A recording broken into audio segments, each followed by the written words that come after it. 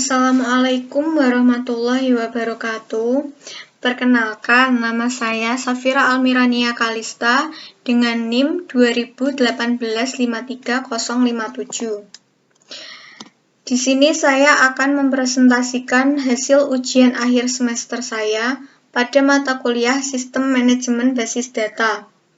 Saya mengambil judul Analisis Perancangan Basis Data Administrasi Percetakan CV Alfetra. Baiklah, mari kita langsung saja ke menu slide yang pertama, yaitu ada analisa kebutuhan sistem.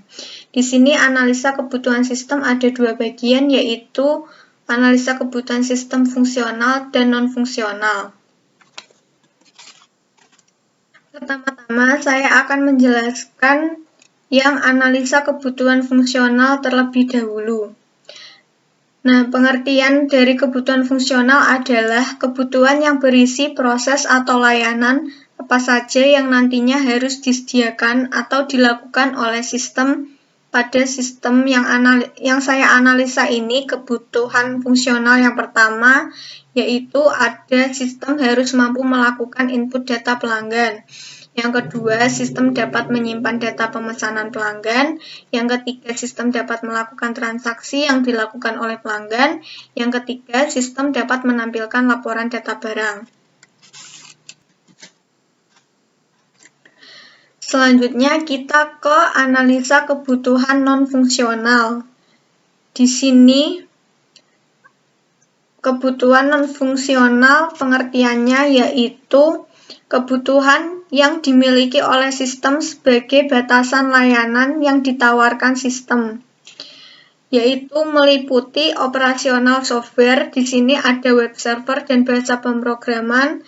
Yang kedua ada operasional hardware, contohnya prosesor Intel Core 2 Duo. Yang ketiga ada kebutuhan keamanan, misalnya password. Yang keempat, kebutuhan informasi. Yang kelima, kebutuhan tampilan. Di sini yang dimaksud tampilan adalah harus menarik dan mudah dipahami. Setelah itu kita ke slide yang selanjutnya. Di sini ada infrastruktur yang digunakan, yaitu ada hardware dan software. Di sini hardware contohnya prosesor Intel Core 2 Duo, LCD, LED HD, mainboard Intel, dan seterusnya. Lalu yang kedua ada software. Di sini software ada sistem operasi Windows 7, Notepad++, Microsoft Office, Microsoft Visio, web server SAM, ada Apache dan MySQL, dan yang terakhir ada bahasa pemrograman HTML, PHP, SQL, dan CSS. Lalu setelah itu berikutnya ke slide ERD atau Entity Relationship Diagram. ERD adalah suatu bentuk diagram yang menjelaskan hubungan antar relasi yang masing-masing dilengkapi dengan atribut-atribut yang mempresentasikan seluruh fakta. ERD pada sistem ini adalah sebagai berikut, seperti yang ada di layar. Yang pertama, saya akan menjelaskan tentang bagian-bagiannya terlebih dahulu.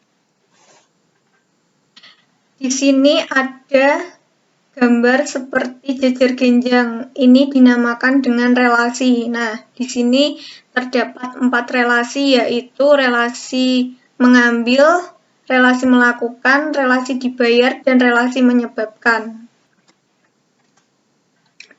Selain relasi, terdapat juga entitas. Nah, di sini entitas yang berbentuk segi 4 atau persegi panjang. Nah, entitas ini juga memiliki atribut-atribut. Contohnya, di sini entitas barang memiliki atribut kode barang. Di sini kenapa ada garis bawah? Karena dia merupakan key primary. Lalu setelah itu ada atribut satuan, atribut nama barang, atribut harga, dan atribut spesifikasi. Setelah itu ada entitas pemesanan.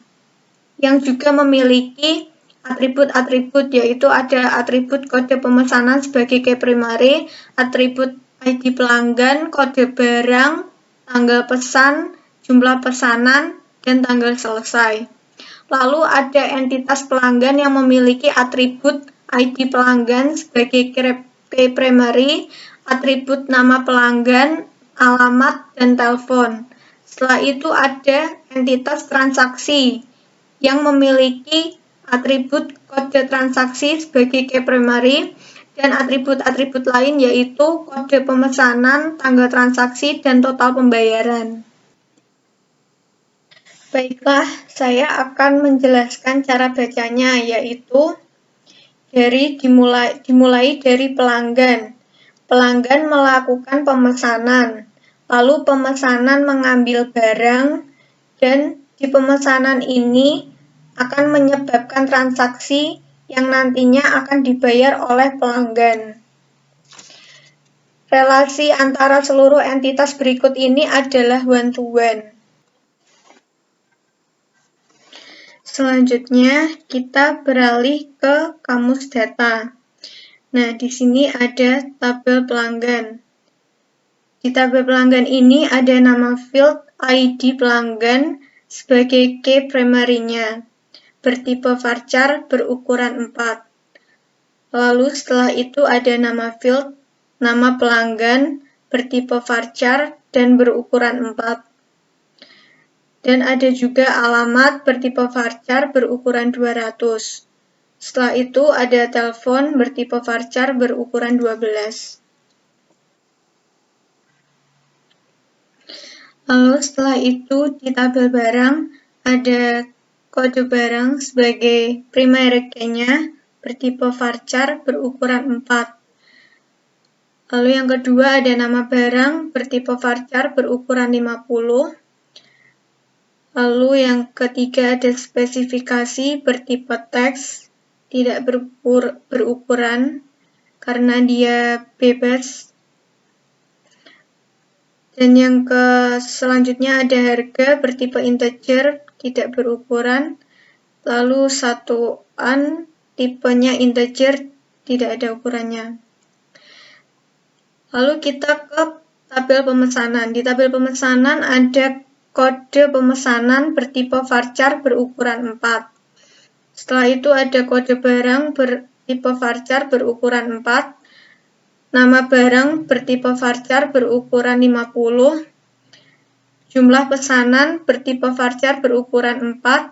Nama pelanggan bertipe varchar berukuran 50. Lalu ada alamat bertipe varchar ukuran 50. Lalu ada tanggal pesan bertipe datadate tidak berukuran.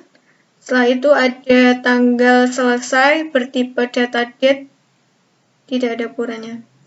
Lalu kita ke tabel transaksi. Di sini ada kode pemesanan sebagai key primary-nya bertipe varchar berukuran 4. Lalu nama field kode barang bertipe varchar berukuran 4.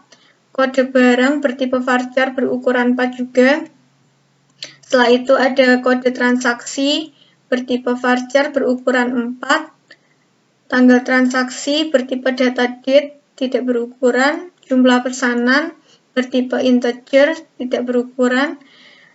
Nama field harga satuan bertipe integer dan DP bertipe integer. Setelah itu kita ke slide normalisasi database. Nah, normalisasi database di sini adalah suatu pendataan sistematis untuk meminimalkan data pada suatu database agar database tersebut bekerja dengan optimal.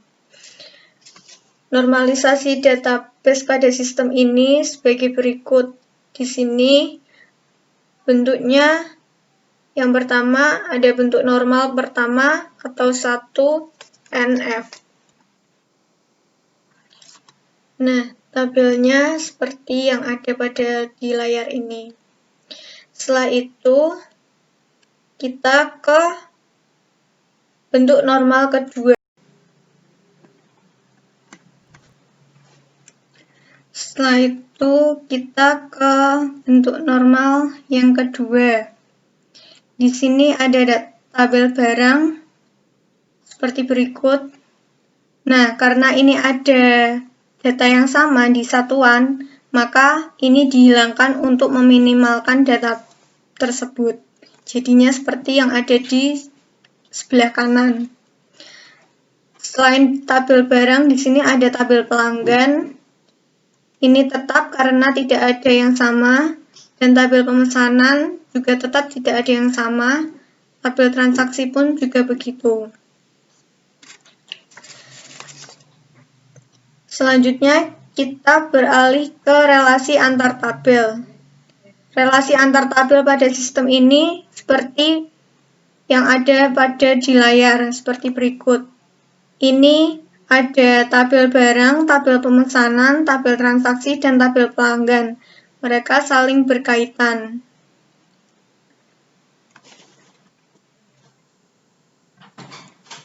Setelah itu, kita beralih ke SQL Server. Di sini, di sebelah kanan ini ada create database UAS. Pertama, kita akan mengerjakan yang di tabel pelanggan. Yang di sebelah kanan ini adalah codingannya, datanya. Yang ini ada tabel datanya seperti berikut.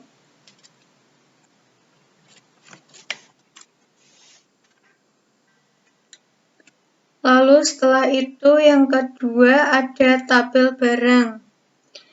Nah, yang di sebelah ini create tabel barang. Jika saya select bintang from barang, maka jika sukses akan muncul tabel seperti berikut. Yang ketiga, tabel pemesanan. Ini ada create tabel pemesanan. Jika saya select bintang from pemesanan dan sukses, maka akan tampil tabel data seperti berikut. Yang keempat, tabel transaksi. Ini yang sebelah kanan ini ada create tabel transaksi, kode transaksi bertipe varchar 4. Jika saya select bintang from transaksi dan sukses, maka akan tampil seperti berikut. Nah, sekian presentasi dari saya. Mohon maaf apabila ada kekurangan dan ada salah-salah kata. Wabillahi taufiq wal hidayah. Wassalamualaikum warahmatullahi wabarakatuh.